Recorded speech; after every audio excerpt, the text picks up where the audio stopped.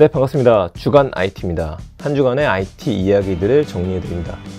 한 주 정말 빠르게 흘러갔죠? 지난주에도 이슈 3가지를 정리해드렸었는데 오늘도 마찬가지입니다. 제가 매일매일 올리고 있는 오디오 클립이라는 서비스가 있습니다. 그쪽에는 일상 IT에 대한 새로운 소식들을 업데이트를 드리고 있고요. 이런 것들을 모아서 이번 주에 놓치면 안 되는 이야기들, 이거는 오늘과 같이 주간 IT로다가 이야기를 하고 정리해 드리려고 합니다. 그래서 혹시라도 매일매일 놓치기 싫으신 분들은 오디오 클립에서 이인복의 IT 트렌드를 일다를 구독해 주시면 되고요. 그렇지 않다고 한다면 일주일에 한 번 정도씩 주간 IT를 들으시는 걸로 충분하실 것 같습니다. 자, 오늘 3가지 소식. 근데 이 3가지 소식 중에 조금은 더 중요해 보이는 2가지 소식이 바로 목요일에 나왔었습니다. 그래서 그 이야기부터 먼저 드려야 될 것 같아요. 첫 번째 소식은 카풀 이야기를 준비를 했습니다. 사회적 대타협 기구가 작년에 만들어졌었죠. 카카오에서 카풀 서비스를 야심차게 12월에 런칭을 준비를 하다가 여러가지 이슈에 부딪히면서 한 발 물러났었습니다. 그래서 사업을 진행하지는 않고 충분히 대화를 하겠다. 정부하고요, 택시 업계하고 카카오, 이 셋이서 문제를 풀어나가고 있었습니다. 다만 작년 12월이었으니까 3월까지 오는 동안에 벌써 3달이 흘렀는데도 불구하고 이렇다 할 타협점을 내놓지를 못했었습니다. 그래서 이거 지지부진하게 계속 길어지는 거 아니냐 라는 이야기가 나왔었는데요. 드디어 타협안이 나왔습니다. 그런데 문제가 되는 건 이 타협안이 반쪽짜리라는 이야기를 좀 듣고 있습니다. 도대체 왜일까요? 그거에 대해 조금 더 자세하게 좀 알아보면요. 첫 번째로 이번에 타협안이 나온 것 중에 하나, 카풀을 허용할 수 있는 시간제가 결정이 됐습니다. 그러니까 우리가 카풀 서비스를 이용을 하고 싶을 때요, 아무 때나 쓸 수 있는 게 아니라 시간 제한이 걸렸어요.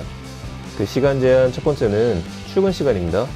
그리고 두 번째는요, 퇴근 시간이에요. 퇴근 시간이 6시부터 8시까지 2시간으로 정해졌습니다. 그러니까 출근 시에 2시간, 퇴근할 때 2시간이 정해져 버렸기 때문에 이때가 아닌 경우에는 카카오는 물론이거니와 우리가 카풀 서비스를 이용할 수가 없게 됩니다. 그럼 공휴일은 어떻게 되느냐? 토요일하고 주말, 그러니까 주말과 공휴일은 역시 카풀 서비스 이용이 불가능해져요. 이게 좀 문제가 되는 거겠죠. 이용하는 사람들의 입장에서는 크게 달라진 게 없을 것 같처럼 보이기도 합니다. 자, 그렇다면은 어떻게 이렇게 타협안이 나오게 됐느냐?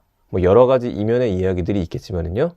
우선 이거를 통해서 택시업계 입장에서는 잃어버릴 게 크게 없습니다. 한 발 양보해서 그렇게 진행을 하겠다라고 이미 몇 달 전부터 중재안에 대해서 우린 이렇게 하겠다라고 이야기가 나왔었죠. 그러면요, 지금 택시업계 쪽에서는 원했던 결과 중에 하나를 그래도 얻었습니다. 그럼 반대편 쪽에 있는 이런 카풀 서비스를 진행하는 곳들은 어떻게 되느냐? 확실하진 않지만 분명히 얻는 게 있겠죠? 그 중에 하나는 바로 제도 제재 완화입니다. 자, 제도 제재 완화에서 첫 번째로 언급이 된 건 무슨 서비스냐면 바로 택시의 플랫폼입니다. 이거 비슷한 얘기 한번 나온 적 있었죠? 택시를 플랫폼화 시키겠다. 근데 도대체 무슨 플랫폼인지는 아직까지 모르겠어요. 이거에 대해서도 카카오하고 그리고 택시업계하고 조율해서 만들어 나갈 거라고 합니다. 하지만 명확한 거는 왠지 머릿속에 드는 생각 중에 하나가 우버, 동남아시아 우버라고 불리는 그랩과 같은 서비스가 생각이 나기도 합니다.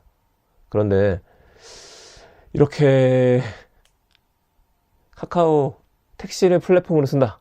택시를 플랫폼으로 쓸 경우에는 기존하고의 차별점들을 찾기가 많이 힘들지 않을까 싶습니다. 더군다나 이미 관련된 앱들이 좀 많이 출시가 되고 있는 상황이죠. 뭐가 어찌됐든 규제 완화라고 하는 것들 때문에 들어가지 않나 싶은데요. 저는 차라리 카카오에서 이런 식으로 진행을 하다가 별도의 택시 회사를 인수해서 택시 사업을 하는 게 아닌가 모르겠네요. 그때가 되어서는 도대체 어떤 식으로 또 규제를 할 수 있을까요? 그것도 한번 생각해 봅니다. 첫 번째 소식은 그래서 카풀에 대한 타협안이 나왔다. 그런데 카풀 시간에 규제가 들어갔다. 이거 기억해 주시면 됩니다. 두 번째 소식입니다. 두 번째 소식은 5G에 대한 얘기입니다. 5G 상용화, 이게 지금 연기가 됐습니다. 원래 12월 달에 첫 번째 전파를 쐈죠. 그래서 개인들은 사용하지는 못하더라도 항상 사례로 나오는 것 중에 하나가 KT에서 달콤커피의 이제 로봇 바리스타 비트 쪽에 5G 모듈을 장착했다라는 이야기가 나오기도 했었어요. 제가 지난번 CES에서 네이버 로봇 같은 경우에도 5G를 사용을 한다, 그런 얘기도 나왔었죠. 그런데 이제 개인들 차원에서 상용화가 되는 것들은 3월 말로 정해져 있었습니다. 그런데 이게 4월로 연기가 된 겁니다. 자, 모든 서비스가 그렇듯이 나오면 연기가 될 수는 있습니다. 하지만 그 이유가 뭐냐? 그거를 좀 생각을 한번 해봐야 되는데, 첫 번째 이유로는 단말기가 없습니다. 5G 공기처럼 떠돌아다니는 이 전파를 가지고 와서 우리는 스마트폰을 통해서 봐야 되는데 이 스마트폰이 아직까지 나오지 않은 거죠. 그렇다면 앞으로 나오게 될 스마트폰은 뭐가 있느냐? 바로 삼성의 갤럭시 S10 5G 모델이 있고요. LG에서는 V50 5G 모델이 있습니다. 이게 지금 나왔어야 되는데 3월이 아니라 둘 다 출시일을 4월로 잡았죠. 그래서 일단은 4월로 연기가 됐습니다. 이건 어쩔 수 없는 거겠죠? 그럼 두 번째 이유는 뭐냐? 사실 저 개인적으로는 두 번째 이유에 대해서 좀 더 관심이 갑니다. 바로 요금제인데요. 이 요금제에 대해서 요금제가 좀 비싼 것 같습니다.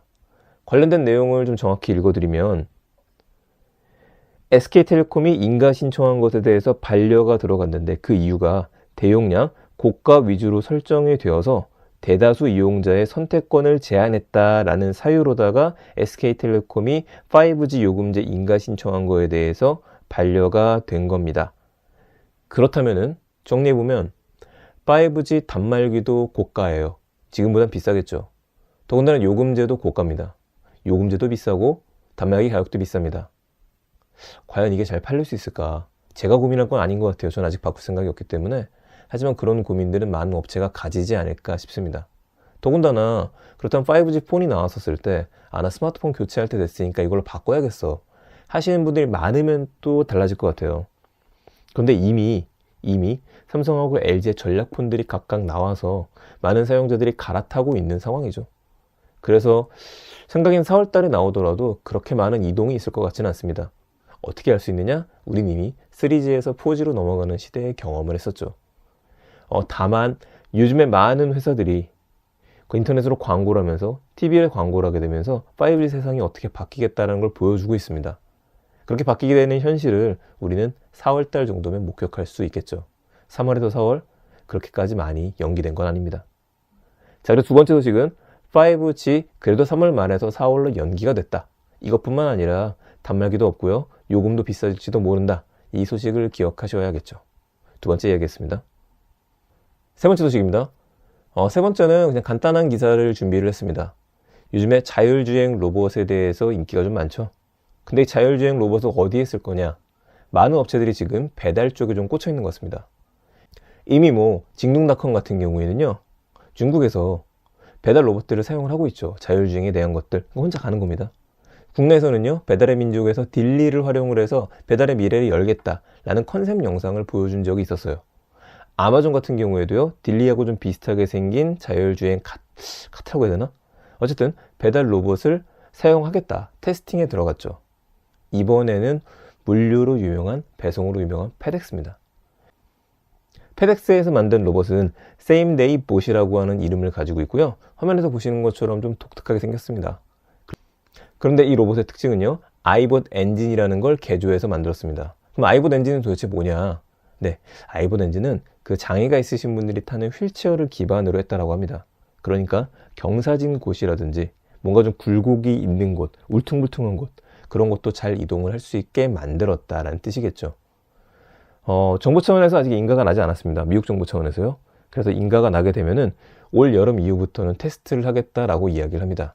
테스트하는 방식은 거점지에서 소비자들의 최종 구매자들의 최종 배송이 완료될 때까지 보내는 형식을 쓸 것 같습니다. 공장에서 나와갖고 혹은 택배 창고에서 나와서 직접 가는 거 그거는 무리겠죠. 분명히 거점 지역들이 필요할 겁니다. 저는 이런 점에서 홈플러스 익스프레스라든지 이마트24라든지 이렇게 거점을 갖고 있는 리테일 회사들이 앞으로 더 많은 강점을 가질 수 있지 않을까라는 생각도 한번 해보게 되네요. 오늘 세 번째 소식이었습니다. 네, 3월 첫째 주 이렇게 들려드린 세 가지 이야기 기억해 주시고요. 전 다음 주에 더 재밌는 이야기들 어떤 것들이 있을까 찾아서 좀 더 쉽게 이야기 드릴 수 있도록 하겠습니다. 감사합니다. 일상 IT였습니다.